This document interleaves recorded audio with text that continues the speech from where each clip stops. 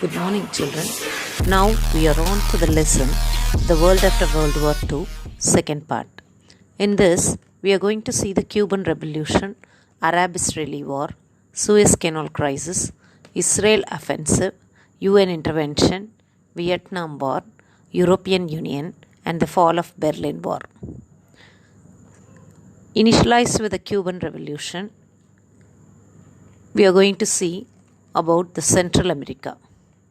The Central America had Honduras, El Salvador, Nicaragua, Panama, and Guatemala. In the Caribbean part, we had Cuba, the Dominican Republic, and Haiti. In East Asia, the Philippines, South Korea, Vietnam, and Thailand. All these three states, the Central America, the Caribbean, and the East Asia, these three groups were governed by the local capitalists, and US funded it. In US oil refineries, workers striked to process Russian oil. So, Fidel Castro, he nationalized the oil refineries. US in turn stopped buying bulk of Cuba's sugar. Then again, Castro nationalized sugar units. Now, Castro ended the solo proprietorship of US electricity and telephones. When this electricity and telephone fields were taken back by the Russian people, US had to face a great setback. The Central Intelligence Agency was set up in 1954. Guatemala government was disposed due to the Batista's corruptive rule. Was demolished by Fidel Castro and his friend Che Guevara. So this is all about the Cuban Revolution. Now comes the Cuban Missile Crisis. In April 1964, landing on the Cuban exiles, that is called the Bay of Pigs, like how we have Bay of Bengal, they call it in Cuba as Bay of Pigs. US made a bomb attack in Cuban airfields to throw away Castro's regime. They did not like Castro's regime, so they did it. US warships came in a lot and they surrounded Cuba. The secret launching of nuclear missiles in Cuba by the then President Khrushchev froze the missile crisis, and it was diffused when Soviet Union was removed. Diffused means inactive. So when Soviet Union was removed from Cuba, when Soviet Union removed from Cuba, US removed Turkey and Italy. Now comes the Arab-Israeli War. Actually, Arab-Israel War is a frequent happening which comes time to time, and so every time when it comes, it is named after the year. So in this part we are going to see Arab-Israeli War during 1919, at the time when the Treaty of Versailles was signed. Turkish people, the Arab Empire, the Treaty of Versailles was signed by the Turkish people.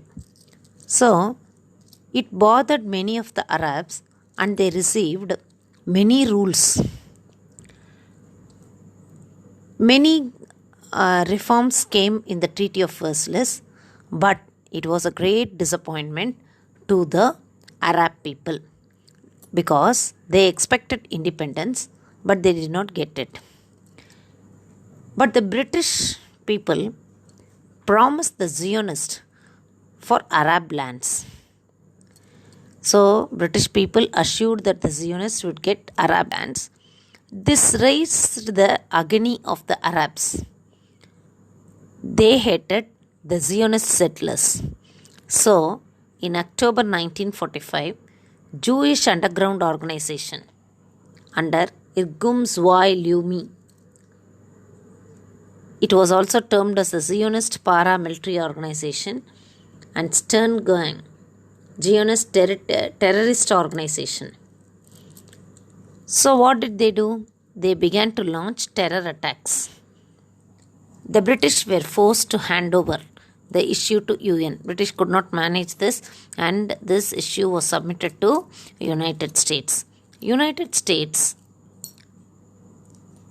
gave a fair settlement to the Zionists and the Arabs, and so the Arab-Israeli war was temporarily ended on 29th November 1947.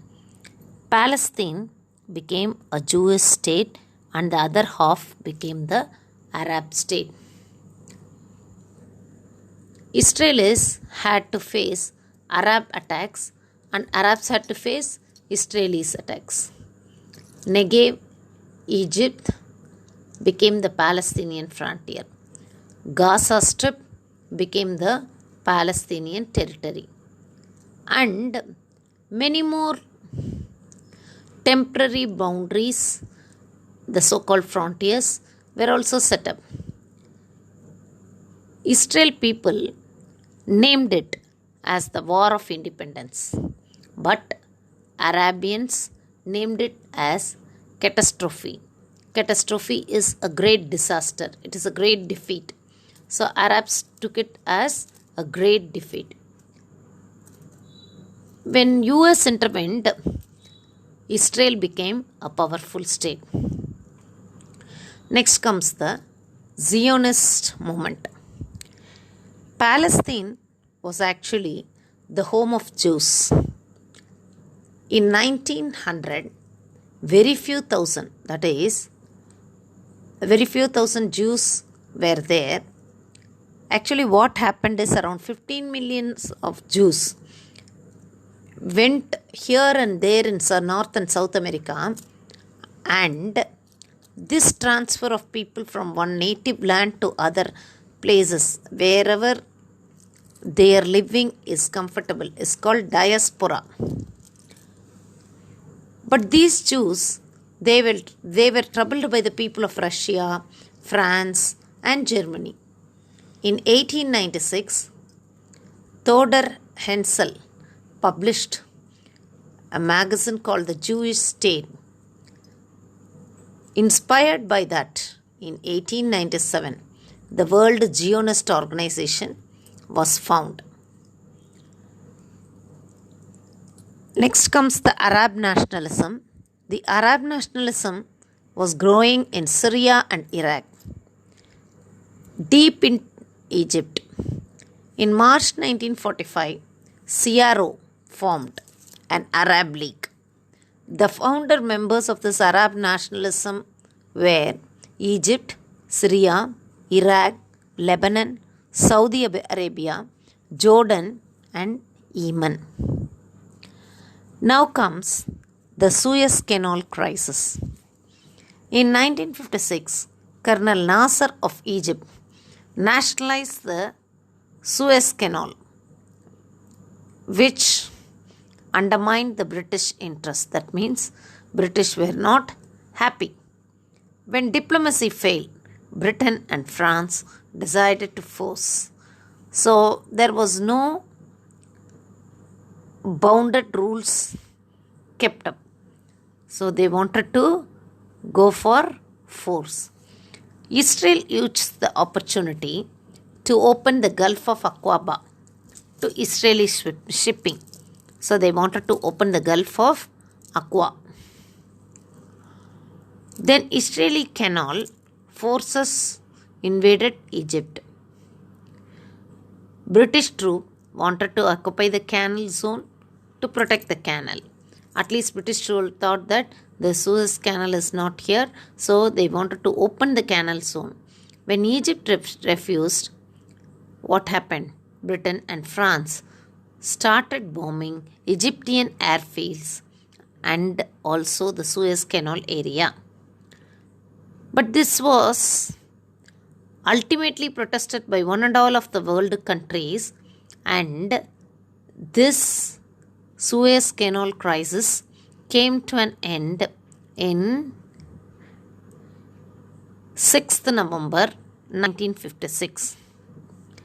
As I told you earlier, the Arab-Israeli war comes time to time and it is settled by dominant forces at time, and again after a while it starts. Likewise, the second phase of the Arab-Israeli war went on in 1967. Actually, in this time, after the liberation of the Palestinian Liberation Organization, it was termed as PLO, Israel was attacked frequently by Syria, Lebanon and Jordan. Three countries, they were making their own turns to attack Israel.